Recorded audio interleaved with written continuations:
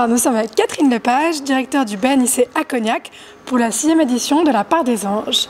Alors, Catherine, pourquoi la Part des Anges?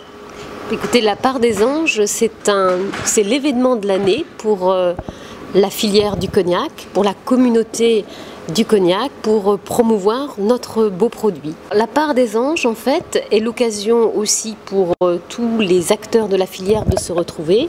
Et puis, c'est un grand moment de générosité, puisque, effectivement, la vente aux enchères a lieu et toutes ces recettes sont effectivement pour deux associations, l'Ordre de Malte et puis une petite association locale.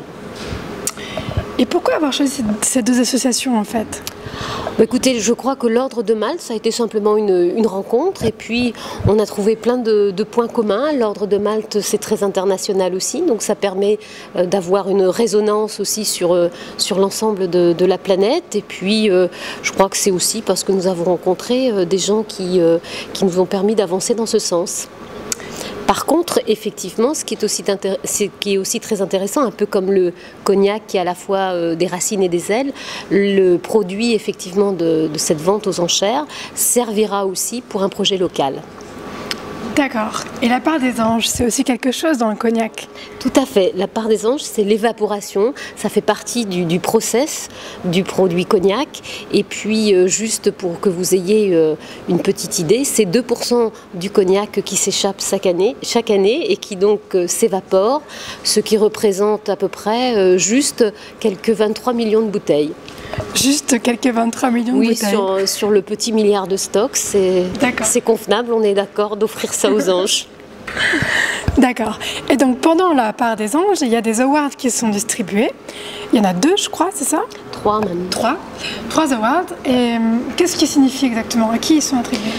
Comme c'est effectivement une belle rencontre avec tous les acteurs de la filière, c'est aussi l'occasion de rencontrer un certain nombre d'ambassadeurs du cognac, que ce soit nos journalistes, nos bureaux de presse, et c'est l'occasion de pouvoir récompenser des personnes qui justement font plein de choses pour notre beau produit.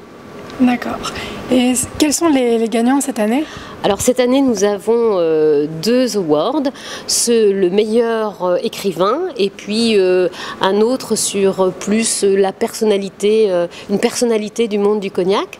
Donc cette année, au niveau du meilleur écrivain, nous avons Monsieur Roy Renfro qui a écrit beaucoup sur Monsieur Munson, qui justement a beaucoup œuvré à l'époque du phylloxéra et il a donc écrit tout un livre sur sa biographie. Donc nous avons pensé que c'était intéressant de le récompenser. Et puis le deuxième award, c'est Paul Packelt, qui est un brillant mixologiste américain, qui a aussi beaucoup écrit et qui a beaucoup fait aussi pour justement apprendre aux gens à mieux connaître le cognac.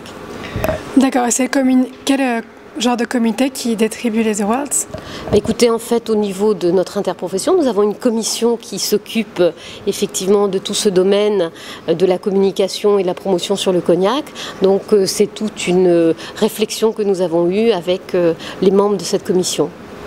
D'accord, en tout cas c'est très intéressant, on a passé une excellente soirée qui n'est pas encore finie et merci beaucoup pour tout ça. Et à l'année prochaine. À l'année prochaine.